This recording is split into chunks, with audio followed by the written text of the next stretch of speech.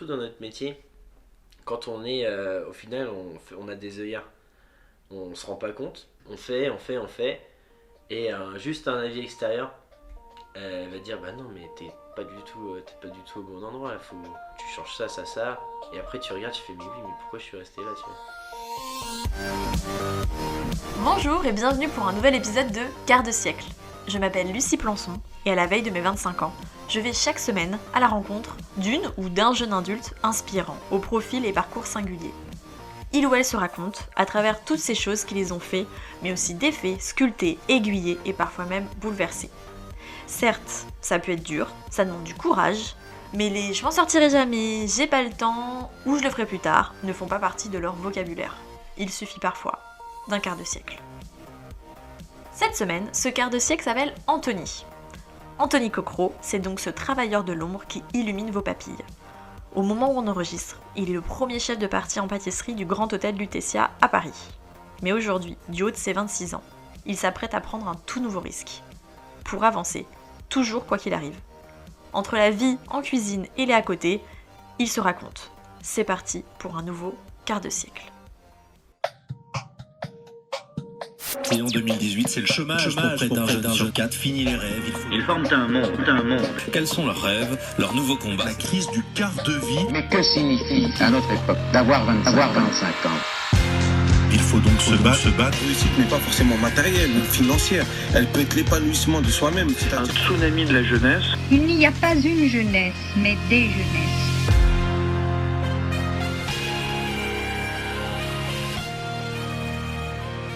Hello Anthony. Bonjour.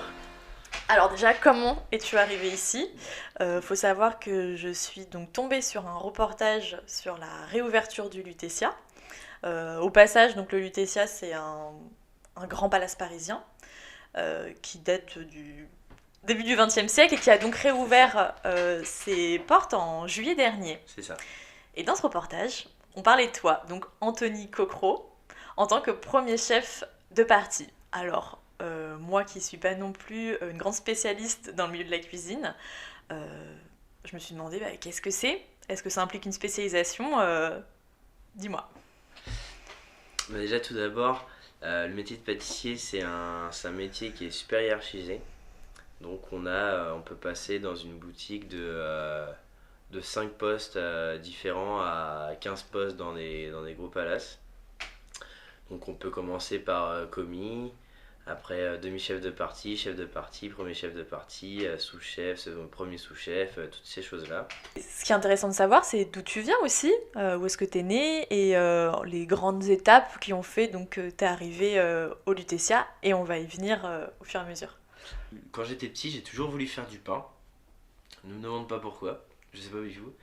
Mais vers 6-7 ans, il y a mon grand-père qui m'a emmené dans la boulangerie de sa commune. Et j'ai fait, je sais pas, j'ai dû travailler 3 heures à regarder le boulanger faire du pain. Et Ça t'a fasciné. du coup, ça m'a fasciné. Ouais. Et au fur et à mesure des années, tu commences à être au collège, où on te propose la voie du bac, des grandes écoles, etc. Après, moi, je voulais soit me lancer dans les nouvelles énergies. Mais du coup, j'ai eu l'opportunité d'aller faire mon premier BEP pâtissier dans la même commune où j'habitais. Donc c'était plus simple pour moi à 14 ans de faire Oui, t'étais pas de commencer lâché le métier, quoi. en pleine nature en plus. Voilà. Après, moi, une chose que j'aimerais quand même pointer du doigt, c'est ce qu'on te dit sur l'apprentissage à passer 5 diplômes. Tu passes tes 5 diplômes, après ton apprentissage, tu vas devenir directement chef de partie, toutes ces choses-là. C'est ce qu'on vous dit quand C'est vous ce qu'on rentrez nous dit, en ouais. BEP ? On nous dit, fais un BTM, fais un BM, brevet de maîtrise. Donc ce qui correspond à, en Ce tout qui cas, l'accès correspond vers vers des postes très importants et des supérieurs. postes très importants. Et au final, tu te rends compte, t'as un brevet de maîtrise, où là le BTM c'est plutôt pratique. Et tu te rends compte que tu arrives sur Paris, t'as ce diplôme là, et la personne en face de toi elle s'en fout si t'as 5 diplômes ou pas, hein. Tu vas commencer en bas de l'échelle et tu te tais, quoi. Parce que toi, t'as fait combien d'années d'études? Du coup, j'en ai fait 6. Et parfois, je me dis, est-ce que j'ai perdu mon temps, quoi? Ouais, ça t'est arrivé de te poser cette question de... Un peu, oui, complètement. T'arrives sur Paris à une vingtaine d'années, tu te rends compte que les chefs au-dessus de toi, ils ont 20 ans, mais à côté de ça, ils ont eu un BTS ou... tu vois, complètement différent. Changez-moi l'assiette là. Ouais, c'est le tableau. Bah viens, prends-en deux. Il en reste encore là-bas? Ouais, non, il faut la passer, chef. Vu que ma copine a fait de grandes études, je me suis dit pourquoi pas monter sur Paris le temps qu'elle fasse les siennes, comme ça moi je me fais mes armes et je me construis un CV.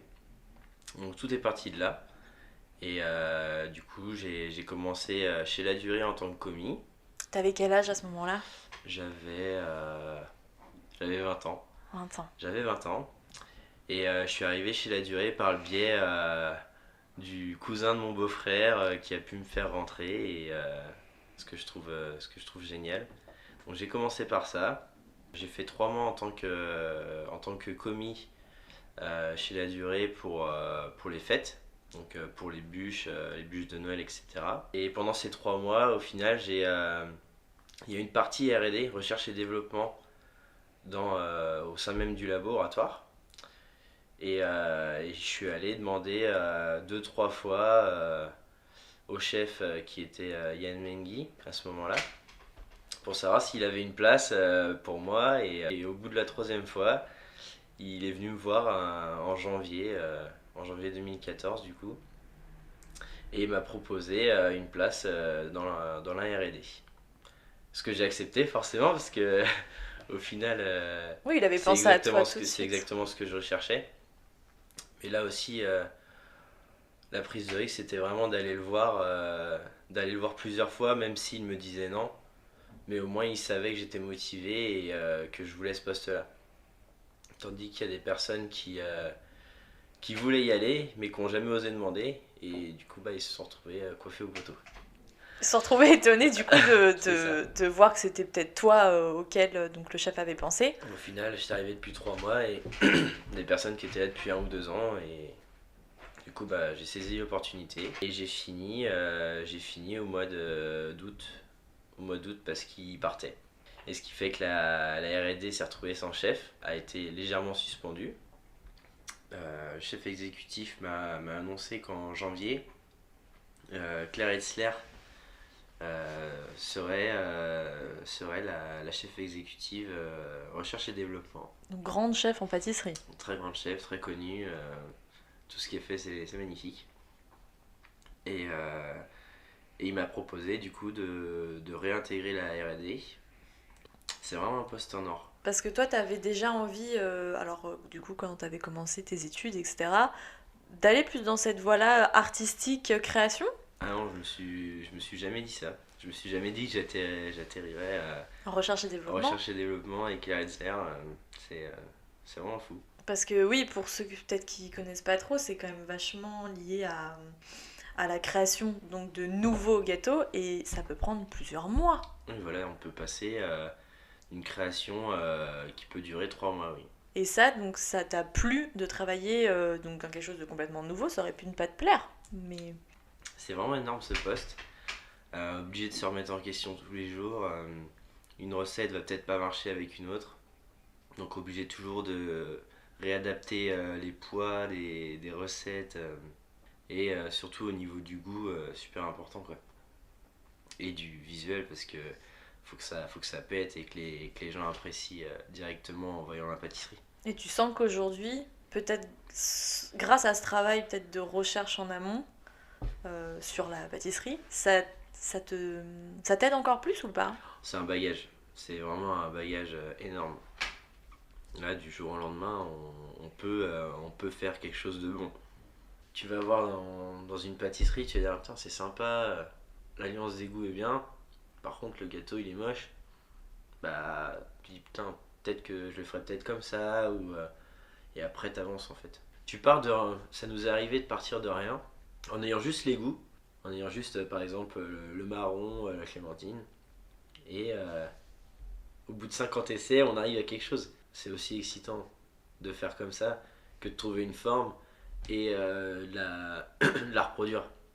C'est plus dur aussi dans l'autre sens, de s'adapter à une forme. Ah bah oui, c'est ça aussi. Tu t'adaptes à une forme, tandis que là, bah, t'as totale liberté. Tu te rends compte que ça va pas comme ça, bah t'essayes comme ça. Bah non, en fait, c'était mieux avant. Après, c'est pareil, tu fais en fonction de toi. Mais ça se trouve, la personne à côté, elle va dire que c'est moche, quoi. Donc... Ça t'est arrivé, ça, parfois, de... Ah bah complètement, ça m'est arrivé de faire des desserts et de me prendre une bûche, quoi. Mais vraiment... Après, justement... Littéralement. C'est bien. Ouais. C'est bien parce qu'au final, surtout dans notre métier, quand on est... au final, on a des œillères. On se rend pas compte. On fait. Et juste un avis extérieur, elle va dire, bah non, mais t'es pas du tout au bon endroit, là, faut que tu switches, que tu changes ça, et après tu regardes, tu fais, mais oui, mais pourquoi je suis resté là, tu vois. Et c'est ça qui est bien, faut pas rester tout seul.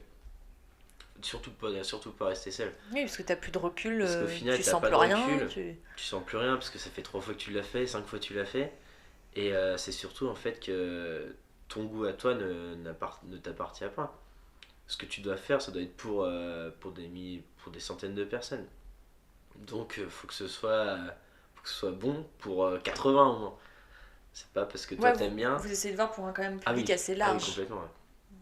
Faut toujours voir pour le public assez large, parce que si toi t'aimes bien et qu'il y en a 5 qui aiment pas, ça sert à rien. C'est ça aussi le plus dur. C'est peut-être que tu vas trouver que ça manque de ça, etc. Mais ça peut être aussi compliqué de le mettre. Mais encore faut-il arriver à savoir ce qui manque. Oui, voilà. Est-ce que toi, c'était... Bah, moi, je l'ai appris avec Claire Hetzier.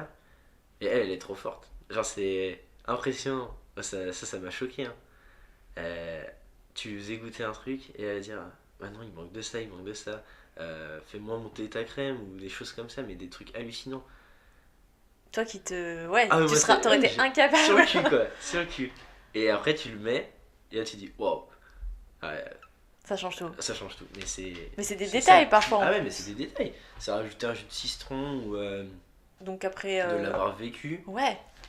De l'avoir vécu, c'est impressionnant. Le palais qu'elle a, c'est vraiment impressionnant. Et je sais pas comment vous procédez à la recherche et développement, si vous avez des carnets d'inspiration, enfin comment vous procédez. Alors, comment on procède avec Claire Hetzier?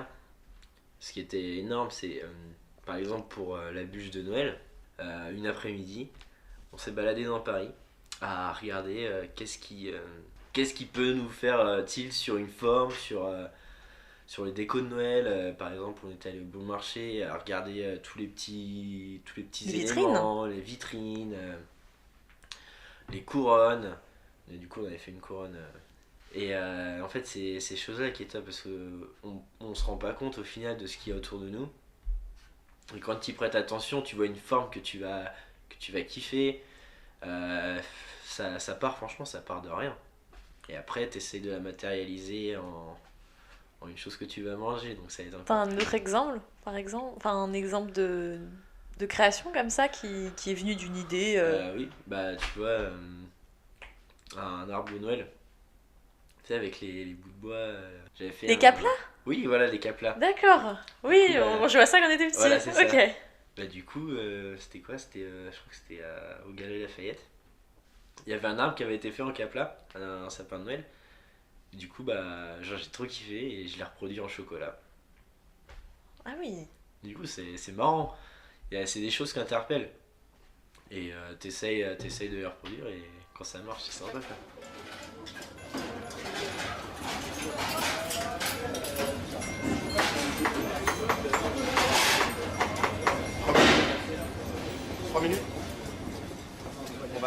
Et arrivé donc à ce fameux mai 2018, et j'ai donné ma démission, et j'ai eu un entretien avec Gaëtan Fiard, qui a intégré l'équipe du Lutetia, et avec lui ça a matché directement. Donc j'ai choisi d'aller travailler avec lui. Donc changement radical. Changement radical, en passant de R&D à créer des produits, à l'hôtellerie Palace. Et c'était pareil, à nouveau un choix que tu avais envie du coup de développer ou là, est-ce que c'est quelque chose qui s'est un peu imposé puisque il te recevait pour un entretien, t'allais pas dire non? Au final, Comment t'as vu ça? c'est pas du tout imposé parce que on s'impose jamais les choses. Toutes les choses que j'ai faites, c'est parce que j'en ai besoin. Et c'est surtout pour apprendre encore plus, quoi. Parce que j'aurais pu rester en R&D toute ma vie, quoi.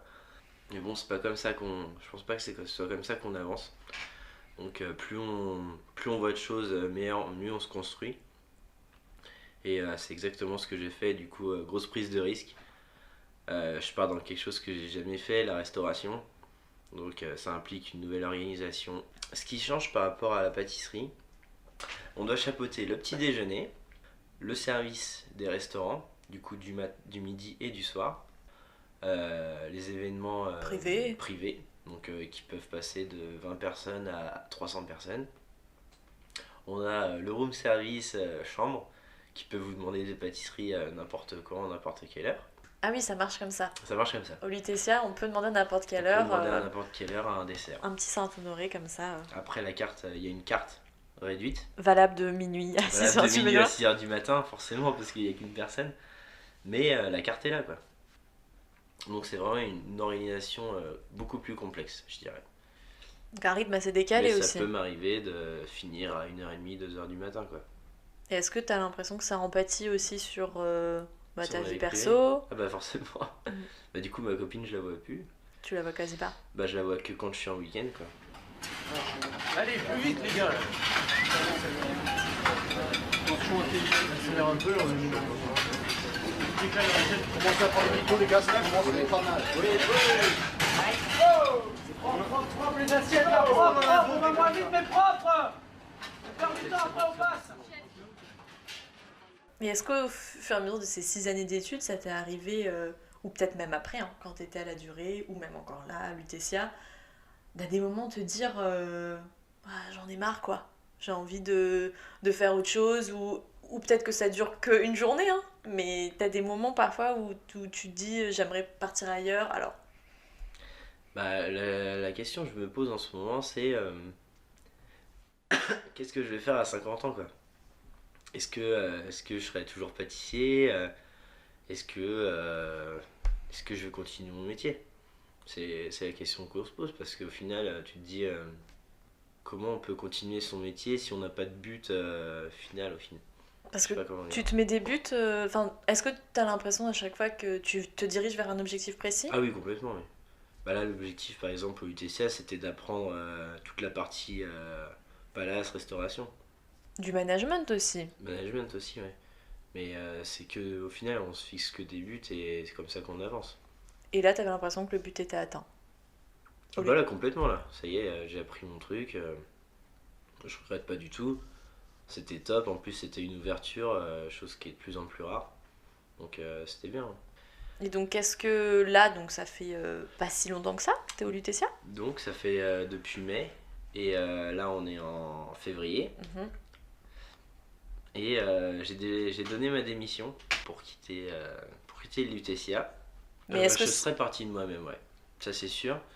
Mais au final, au mois de janvier, mon chef m'a proposé d'aller travailler avec lui en augmentant de poste. Du coup, à passer sous-chef. Et du coup, j'ai dit oui. T'as dit oui. Voilà. Et ça implique donc le fait... Ça implique encore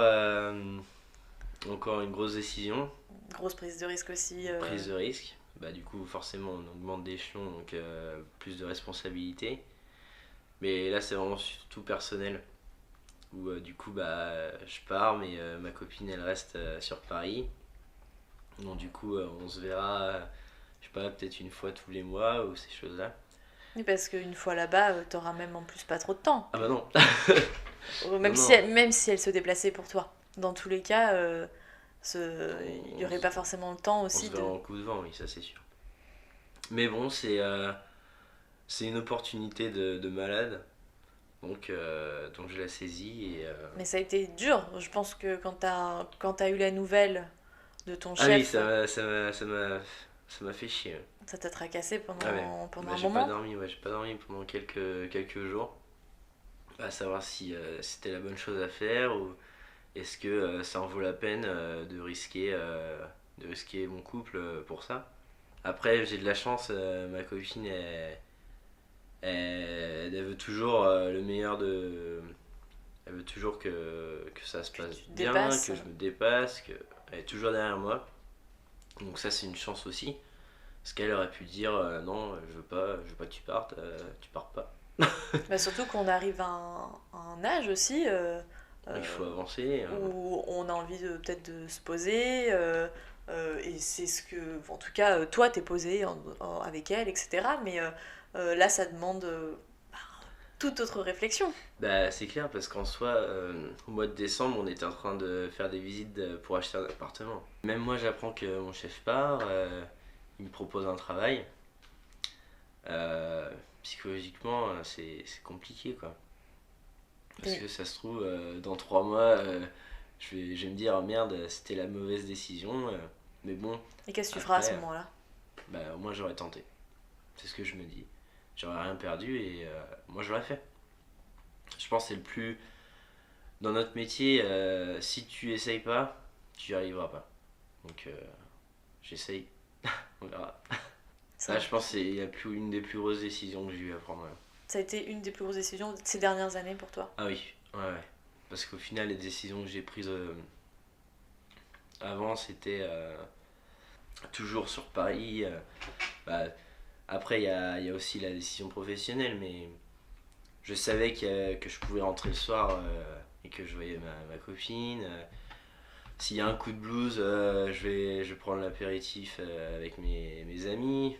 Toutes ces choses-là, tandis que là-bas, je serais vraiment tout seul. Quoi.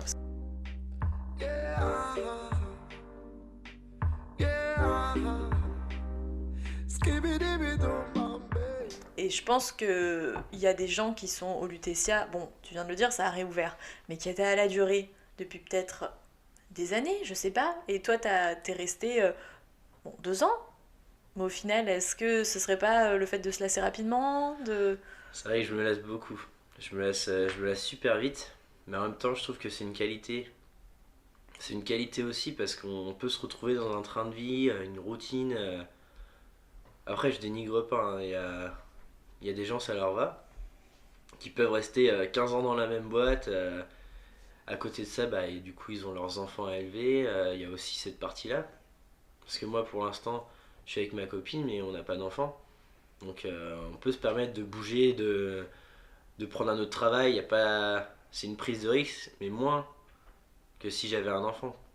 Je pense que dès qu'on a un enfant, il faut quand même avoir une stabilité, déjà au niveau du salaire, mais aussi peut-être au niveau des horaires. Et c'est des choses que forcément tu t'es pas posé jusqu'à présent. Ah bah non. mais petit à petit là, est-ce que c'est le fait de partir là dans le sud pour ce nouveau poste, tu te dis bah je vais rester combien de temps, parce que bah justement avec ta copine ça fait quand même combien de temps que vous êtes ensemble? Ça fait 9 ans. Ouais. Ça fait très longtemps que vous êtes oui, ensemble. On arrive à un stade maintenant où tu as peut-être envie de construire aussi quelque chose avec elle, mais même toi dans un endroit. Est-ce que tu en as là cette envie aussi de te poser après peut-être cette expérience? Bah, je pense que ce sera une de mes dernières expériences au niveau en tout cas de cette prise de risque. Après. Ou du moins tu y réfléchiras peut-être différemment ouais. après. Après je resterai avec elle et après de toute façon il y a tellement de taf sur Paris que ça on s'en fait pas. Hein. C'est pas trop ça qui t'inquiète? Non. Franchement, surtout dans la restauration, si tu veux trouver du travail, il y en a. Ça, c'est vraiment pas un souci. Après, est-ce que ça te plaira? Ça, je sais pas. Faut trouver vraiment la chose qui te convient, mais si t'es motivé et que c'est surtout, si t'as pas peur de faire des horaires ou quoi que ce soit, tu trouveras du travail, c'est sûr. Je me dis, dans notre métier, il y a tellement de possibilités. Il y a tellement de choix à faire que je me fixe pas du tout d'objectif. Après, je m'étais dit peut-être à 30 ans ouvrir ma boutique. Mais là, par exemple, demain, je peux me retrouver à New York. Demain, je peux ouvrir ma boutique, je sais pas en fait. Il y a... Dans notre métier, ça va tellement vite qu'on peut pas savoir. En tout cas, moi. Toi, Moi, je peux pas savoir et je me... Tu préfères pas y penser tellement, en fait. On me dit quoi, tu veux faire quoi après? Moi, je sais pas. Ça se trouve, j'ai avoir une proposition demain, ou ça se trouve, ça va mal se passer avec mon chef, je sais pas. Mais le réseau joue beaucoup. Dans ton milieu, Oui. en tout cas. Oui. Parce qu'en soi, c'est du bouche à oreille, c'est... bah tiens, lui, il travaille bien, est-ce qu'on pourrait peut-être pas l'embaucher? C'est que ça. Et surtout là, cette expérience donc au Lutetia, c'est donc grâce à Claire Etzler que justement t'as pu aussi, elle a pu donner ton CV. Oui, elle complètement, a pu... Ça c'est vraiment génial, quoi. Et si justement il y avait des gens, des rencontres au cours... mais ça peut même être quand t'étais jeune, hein, t'as parlé donc de ce fameux moment là où t'as été dans la boulangerie. Oui. Mais des rencontres, des moments, peut-être des événements, enfin ce mix-là de choses qui t'ont marqué, qui ont l'impression que ça t'a fait, peut-être pas un déclic, mais avec du recul, c'est des choses qui t'ont aiguillé, qui t'ont fait, qui t'ont défait, qui t'ont sculpté, en tout cas le Anthony d'aujourd'hui. Je pense en fait c'est l'impact de tous les chefs en fait que j'ai eu. Je pense c'est plus ça. Que ça va du coup de mon premier chef qui s'appelait Olivier. Après du coup Yann Mengui, Bertrand Vernier. Après toutes les équipes, parce qu'il n'y a pas que, il y a les adjoints, il y a les sous-chefs, il y a toutes ces personnes là. Du coup Claire, Gaëtan. Mais en soi c'est vraiment, au final c'est vraiment les chefs qui te font évoluer. Et après dans un autre sens, est-ce que tu as l'impression aussi bon, certes, de piocher des choses intéressantes chez chacun en fait de tes chefs ou des endroits où tu as été, mais des choses aussi qui, peut-être inconsciemment, tu prends aussi de mauvais. Je sais pas si tu vois ce que je veux dire, mais... Au niveau des... Ouais, c'est vrai que... là, justement, le premier chef que j'ai eu, franchement, je lui dis merci. Merci parce qu'il m'a tout appris. Mais il y a eu aussi... le mauvais côté management où ça criait souvent, ça mettait beaucoup de pression, mais après j'étais jeune quoi. Il y a des fois où je pleurais, on te dit de pas lâcher, que ça va venir, etc. Forcément c'est venu, mais ça s'est répercuté aussi sur ma vie personnelle quoi. Donc c'est un peu ça qui est dommage. C'était un après-midi où je faisais de la pâtisserie avec ma copine. Et ce qui s'est passé, c'est qu'elle tenait mal sa poche, ou je sais plus ce qui s'est passé, mais en tout cas, je lui ai gueulé dessus, quoi. C'est sorti de nulle part. C'est sorti de nulle part. Alors que elle avait rien fait de mal, elle s'est même pas travaillée, donc... Oui, parce qu'elle n'est pas du tout dans le milieu de la pâtisserie. Elle n'est pas du tout du métier. En soi, ce qu'elle a fait, c'était normal, parce qu'elle savait pas, quoi. Et je lui ai mis à crier dessus, tout simplement. T'as eu un certain déclic à ce moment-là aussi. C'est là que je me dis, c'est pas normal, faut pas détendre comme ça sur les gens, quoi. C'est pas normal. Ouais, c'est un gros travail à faire aussi, surtout que... Il faut faire attention, hein, c'est... Même, je commençais à être agressif, toutes ces choses-là, donc c'est vrai qu'il faut... Au bout d'un moment, il faut se poser les bonnes questions et arrêter, quoi. Surtout que toi, t'as eu...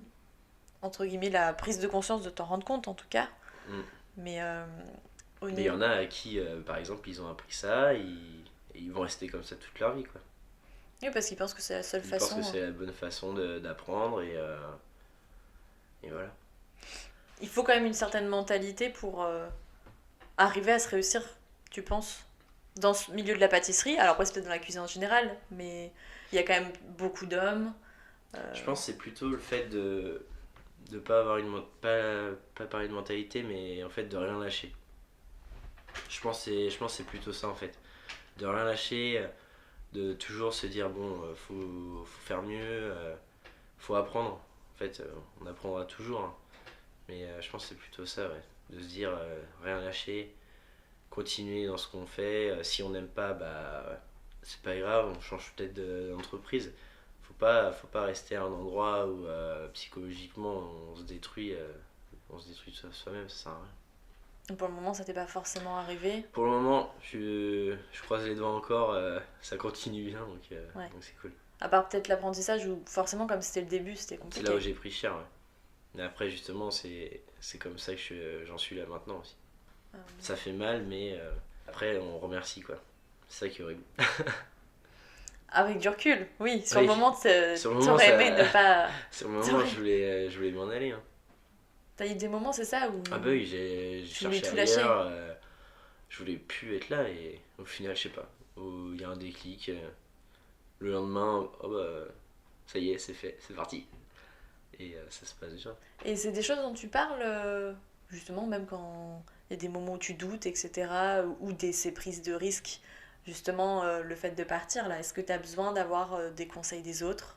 Est-ce Ah bah que oui, complètement, oui. De c'est toute pas des façon, choix que tu fais seul, dans ta tête? Tu as besoin quand même de parler de tout ça. Après, bah, du coup, ce qui est un petit peu plus compliqué, c'est que bah, du coup, tous mes potes sont pas du tout de la pâtisserie. Mais, Tu te sens... après, c'est marrant d'avoir un œil extérieur justement à des personnes qui connaissent pas, parce qu'ils ont ils ont un autre regard, quoi.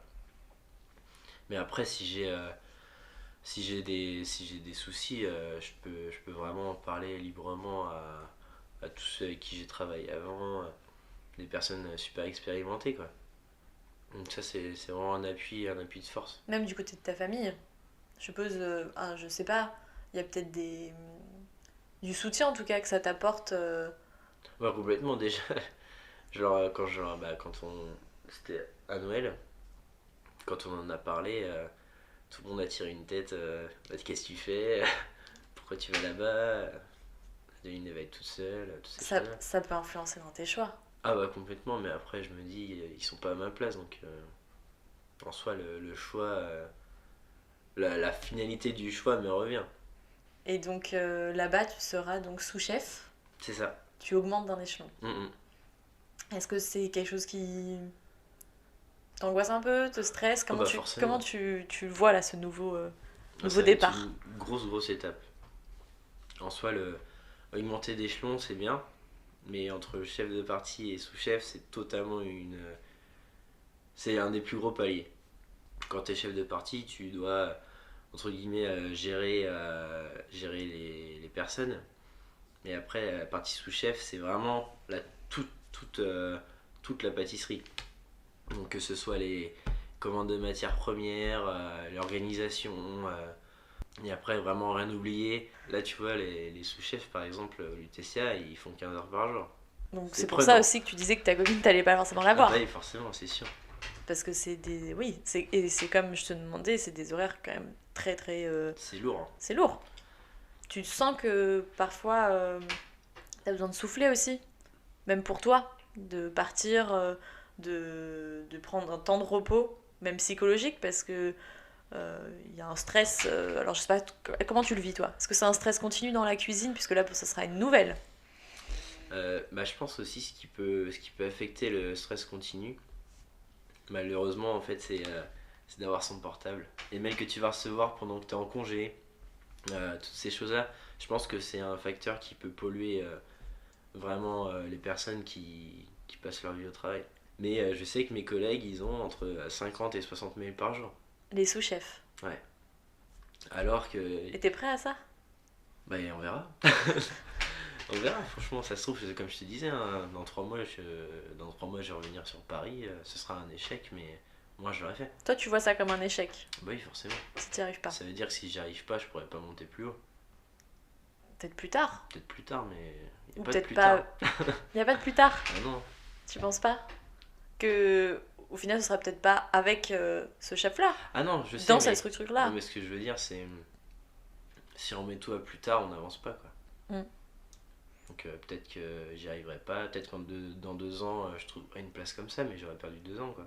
Parce qu'après il faut une certaine maturité pour arriver aussi à des postes comme ça. Donc si on te Bah le oui, propose, complètement. c'est que forcément t'as la maturité J'ai la pour. confiance. Après, j'espère juste justement lui rendre l'appareil, quoi. Parce que pour le coup, ça marche souvent comme ça. Tu suis le chef avec qui par exemple ça se passe très bien dans ces milieux-là. Dans ces milieux-là, généralement, ça se passe comme ça, ouais. Puis même pour toi, ça te De sa permet façon de faire. Surtout. d'arriver dans un certain nouveau lieu, avec un nouveau stress de ce nouveau poste hyper important, mais avec toujours cet encadrement que tu connais. Ah ouais, complètement. Je pense que j'y serais pas allé sinon. Déjà, de le connaître, ça permet aussi quand même de se dire que t'es pas tout seul aussi, quoi. Que tu les connais déjà depuis 6-7 mois, qu'ils sont très sympas. Ça te permet quand même d'avoir une stabilité en soi. Parce que t'as vachement... T'es allé très vite quand même dans ton parcours. Quand là tu retraces tout ça, on a l'impression que Tous les ans ça change, quoi. Que tout s'est très vite accéléré. Du moment où t'es arrivé sur Paris, t'as fini ton apprentissage. Certes, t'es resté 2 ans chez La Durée, mais même à l'intérieur de La Durée, t'as quand même bien évolué. Ouais, c'est ça. Toi, tu trouves que ça va trop vite ou justement t'avais envie... Chez La Durée, j'avais envie que ça aille plus vite. T'aurais aimé que ça aille encore plus vite. J'aurais aimé que ça aille un peu plus vite. Mais après, quand il n'y a pas la place, il n'y a pas la place, quoi. C'est aussi pour ça que je suis parti. Ouais, c'est ça. Là, pour le moment, tu ressens le besoin qu'il y a plus de choses qu'encore qu'il faut que tu apprennes. Ah oui, il y a toujours des trucs à apprendre, forcément. Mais là, ça va vraiment être la grosse étape. Les gars, faut qu'on reste pareil. Alors, vous restez pareil, les gars. Et on reste pareil, là.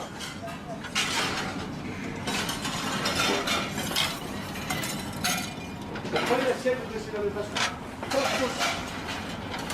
Essayez de s'emparer, mettez-vous bien là. Toi qui as du coup été dans quand même différents endroits, mais ça reste quand même des grandes structures, que ce soit La Durée ou même le UTSIA, parce que là du coup ça va être...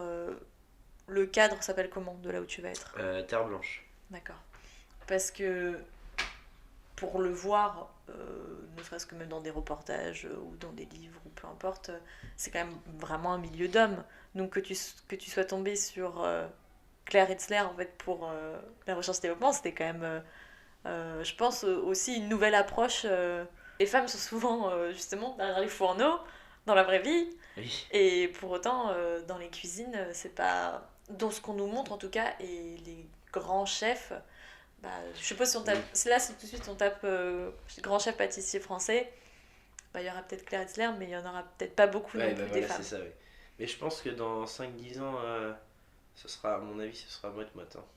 T'en avais rencontré beaucoup au cours de tes différents postes ou même en apprentissage? Chez La Durée, il y avait au moins 40% de femmes. Au Lutetia, pareil. En cuisine? En cuisine. Non, c'est vraiment en train de changer. Là, quand j'ai commencé chez La Durée, il n'y avait pas autant de femmes. Au tout début? Pourtant, c'était il y a 5 ans, 4 ans. Ouais, bah en l'espace de... Toi, quand tu y étais... au moment même où tu y étais et quand t'es parti, Ah ouais. En l'espace de 2 ans, En ça... l'espace de 2 ans, ça a complètement changé. Mais on va dire sur 100 personnes, il devait y avoir une trentaine de femmes. Oui, un tiers. Mais du coup, au début, il y en avait combien? Je crois qu'il y en avoir 10. Même pas. Ah oui, il n'y en avait pas beaucoup. Ah mais complètement, c'était affolant. Et tu penses que c'est dû à quelque chose en particulier? Bah, peut-être que déjà la médiatisation, le fait de voir qu'il y a des femmes qui sont pâtissières, bah tu dis pourquoi pas moi ou... Après, je trouve qu'avec Instagram, toutes ces choses-là, ça donne envie de faire, ça donne envie d'essayer. Et il y a beaucoup de reconversions. T'en vois autour de toi? Ah bah oui, complètement. Et après, bah, du coup, avec les émissions, les choses comme ça. Les Top Chefs. Les Top Chefs, et c'est comme ça. Ça donne au final plus de lumière, on va dire, sur le métier. Et du coup, les gens ont envie d'essayer parce qu'ils aiment bien le week-end faire leur truc. Bon, après, ils se rendent compte que c'est pas pareil. Parce que tu te sens plus peut-être compris aussi par ton entourage, le fait de justement. Oh bah non, c'est une vitrine. C'est ça. C'est une vitrine, les Top Chefs, des trucs comme ça. C'est pour faire voir notre métier. C'est pas du tout. En soi, c'est un concours. Oui, c'est ça. C'est ce que j'allais te dire. C'est juste la représentation aussi d'un concours. Mais toi, justement, c'est ça aussi qui te fait du bien, c'est de peut-être pas forcément en parler tout le temps. Et le fait que tes amis ou du moins ta famille comprennent peut-être pas trop ce que tu fais, c'est pas forcément grave pour toi. Oh non, ça me dérange pas. C'est pareil, je vais pas leur demander au conducteur de travaux, je vais pas lui dire bon alors t'as fait quoi aujourd'hui, je vais rien comprendre. Mais en soi c'est ça que j'aime bien aussi. Parce qu'on se voit, c'est pour être ensemble, c'est pas pour parler. Bon bah si on parlera de notre travail, mais ce sera pas, ce sera superficiel. Ouais, mais ce qui est bien c'est que t'arrives à faire la part des choses. Ah bah oui, complètement. Ça c'est cool. Tu fais un lâcher prise. C'est important. Sinon bah tu dors pas. Après bah forcément quand t'es chef exécutif ou bah je sais pas, ou directeur de la restauration, t'es obligé de passer tes week-ends à penser au travail. Et après bah, c'est pareil, c'est des gros postes. Oui, mais après comme tu dis, ça peut aussi te permettre d'apprendre plein de choses en vue de nouveaux projets, puisque toi ça t'a déjà traversé l'esprit en plus de monter ta propre boutique. Oui, complètement, oui. Et c'est quelque chose qui, avec le temps, tu penses, ça va, bon, peut-être pas du tout aboutir, mais c'est quelque chose auquel tu penses même ces dernières années ou... Ah oui, oui. Bah, tu vois, j'avais commencé à regarder pour des endroits. J'ai déjà fait ma trame. Après, c'est des choses que je garde en tête. Mais c'est des choses auxquelles tu prends le temps aussi de penser et de faire mûrir à côté. Ah oui, c'est des projets personnels, mais pas, qui est lié à ta profession. Par exemple, je peux pas l'ouvrir demain, quoi. C'est un truc qui est réfléchi. Faut pas faire n'importe quoi. C'est une grosse prise de risque aussi. C'est de l'argent. Là, c'est le choix d'une vie, quand même. Hein. Parce que, est-ce que tu as eu des exemples autour de toi, de personnes que tu connais qui a décidé de monter sa boutique? Bah là, j'ai un ami qui a ouvert sa boutique au mois de septembre. Bah, Du même âge à peu près que toi? Il a un an de plus que moi, je crois. Mais il est fou, il est trop content. Ça donne envie, quoi. Ça donne envie de sauter le pas. Et je le ferai peut-être un jour. Mais si je le fais tout seul... Je le ferai tout seul. Si j'ai un associé.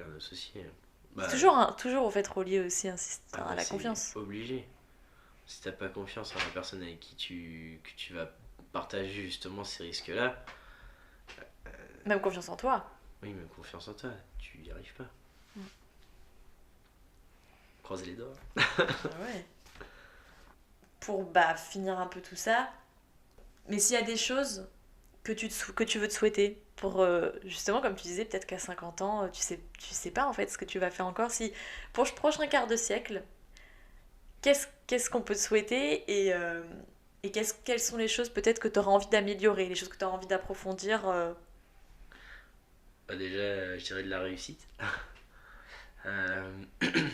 Toujours apprendre sur le plan personnel, avoir des enfants mais vraiment en fait essayer d'avoir les deux, quoi, personnel et professionnel.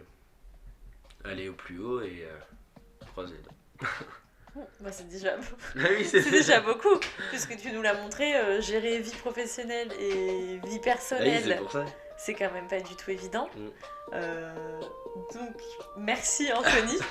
Merci d'avoir livré un peu ce que c'est qu'un quart de siècle, du moins pour toi. Donc voilà, merci beaucoup. De rien. Les quarts de siècle, c'est fini pour aujourd'hui, mais si ça t'a plu et veux voir toute l'actualité du podcast, tu peux aller suivre le compte Instagram Les Quarts de Siècle.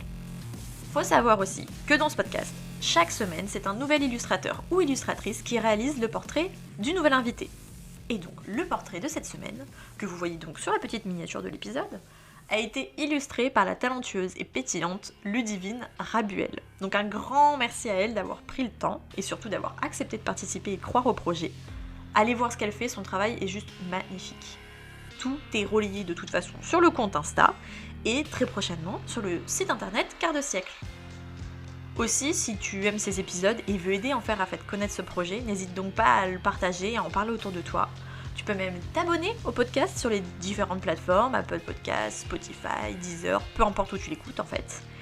Et même si tu es encore plus motivé de chez motivé, ce qui peut beaucoup m'aider à faire vivre ce projet, c'est de laisser une note ou un petit commentaire sur Apple Podcasts par exemple. Je peux que te dire merci d'avance. Je tiens également à faire donc mes remerciements à mes chers amis pour toutes ces discussions autour de ce projet, sur nos vies aussi, et surtout à Clémence et Rémi pour leur aide matérielle si précieuse pour que je puisse réaliser au mieux tous ces enregistrements. Donc merci à eux. Puis merci à toi, cher auditeur, d'avoir pris le temps d'écouter cet épisode. Quart de siècle ne fait que commencer, et à lundi prochain!